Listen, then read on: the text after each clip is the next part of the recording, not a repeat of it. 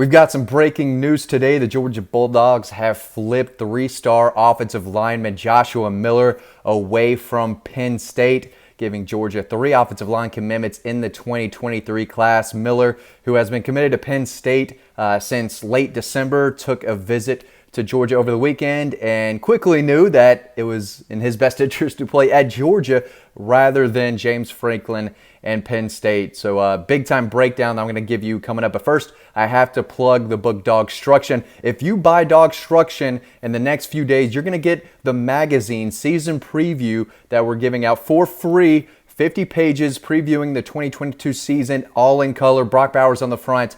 This is big time. You're not going to find anything like this anywhere else. So if you buy DAWGSTRUCTION soon, you're going to get this season preview magazine for free. We're going to send that out to you as well, so make sure you jump on that. So Joshua Miller, he's a guy with plenty of size, right? 6'5", about 320. He doesn't have the 5 stars next to his name, and I think most outlets only have him as a 3-star. Don't let that fool you. This is a guy that they like. They offered him in May, pushed for him for a little over a month now, and were able to land his commitment after getting him on campus this past weekend. So I think he's a big-time guard prospect. He's got some size to him, obviously. He's got lower body strength. Doesn't play against the best competition. In Virginia, he goes to Life Christian Academy, but at his size and the region he plays against, you expect him to dominate over and over, play after play, and that's exactly what he does. The dude just gets his guy on the ground, moves pretty well for his size, I think. Plays some, I believe, right tackle for them. I definitely think he's going to slide inside, and he gives Georgia 2 kind of, road graders at guard. They got Ryquise McElderry out of Anniston, Alabama. He's been committed for a while now. He's still on board. He took his official visit to Georgia last weekend. I've got a big story on him coming up probably tomorrow with lots of quotes of, what he likes about Coach Searles, Kirby Smart, his official visit, all that. So make sure you're on Dog Push for that. But Joshua Miller is a guy that, listen, they're not flipping him from NC State or Memphis or Central Florida, right? Penn State liked him a lot. They got him on board. They think a lot of him. And at the end of the day, you have to trust the staff. You have to trust Coach Searles and their evaluation. So I know Georgia fans are used to signing 5-star offensive linemen year after year after year.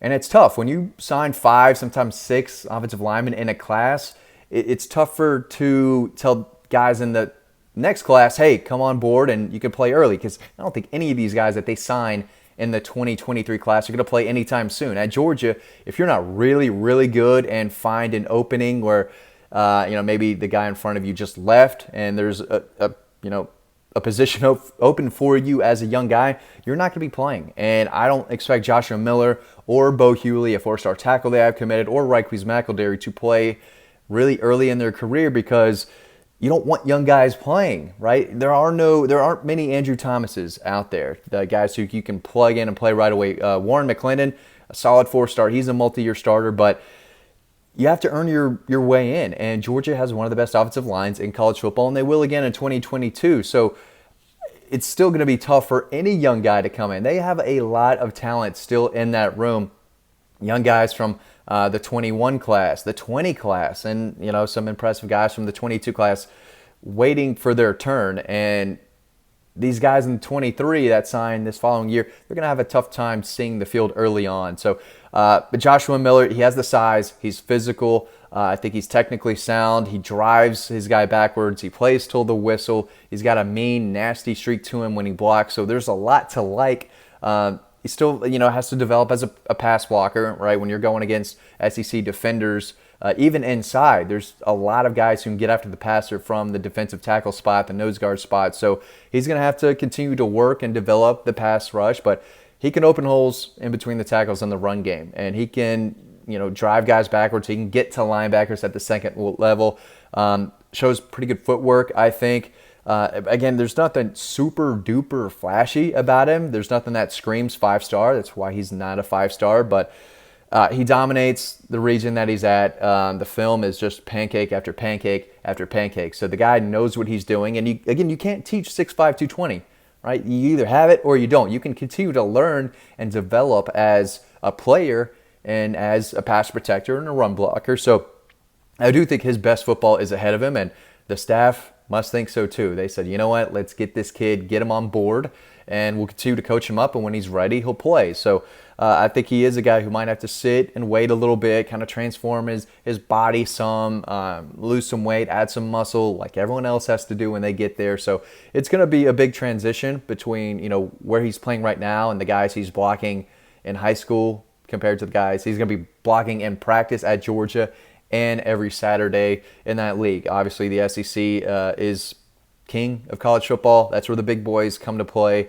That's where the future NFL stars are, and it is top to bottom for a decade plus now the best conference in college football without a doubt. And at Penn State, they have some history there. They're not really a championship contending program right now, and I'm not a big James Franklin guy. I think they could probably move on from him if they wanted to, and they wouldn't really drop off a ton. If anything, if they get the right guy, it might take Penn State to the level they want to be at, which is right under Ohio State, or right where Ohio State is at.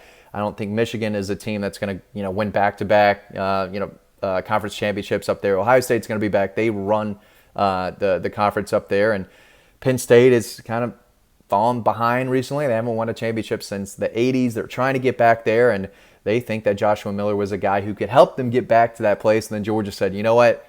We like this kid. We're the champs. We're in the SEC. We breed offensive linemen now, and we're going to go and steal this kid away from you. So big loss for Penn State, no doubt about it. And again, he's ranked, I think, by the 247 composite as number 564 player in the country. You take that for what it's worth, but it's clear the Georgia staff thinks a lot more of him than the websites out there who make these rankings. So they think that they can turn him into something special. Again, he's physical and he's got size, and I think that there's a lot to like about his game, especially when you turn on the film. So, I think he's, you know, a low to mid 4-star to me, but they want to load up. They want 5 offensive linemen in this class, and I think they've got 3 on board right now. I think they need another solid tackle. As far as where they go next, Kelton Smith is an in-state tackle to keep an eye on. Sham Umarov out of Alpharetta at Denmark High School is a name to know. Monroe Freeling, number 1 player in South Carolina. He was in Athens in late May. He's a guy to keep an eye on. TJ Shanahan took his official visit to Georgia 2 weekends ago out of Austin, Texas. I think Georgia has a really good shot at him. So they're still recruiting guys. They've got 3 on board now with Joshua Miller. 2 more to go. There's a big story about him over on Dog Post, what they're going to get out of him, what he brings to Athens, where Georgia goes moving forward. So make sure you check that out. And check out DAWGSTRUCTION, because if you buy it soon, I think in the next 10 days, you're going to get that magazine for free that we work really, really hard on. I'm going to say it's the best season preview magazine out there. So make sure you jump on that deal because it's not going to last very long. Guys, thanks for watching this video. As always, stay tuned to the next one coming up right now, and I'll see you over on Dog Post.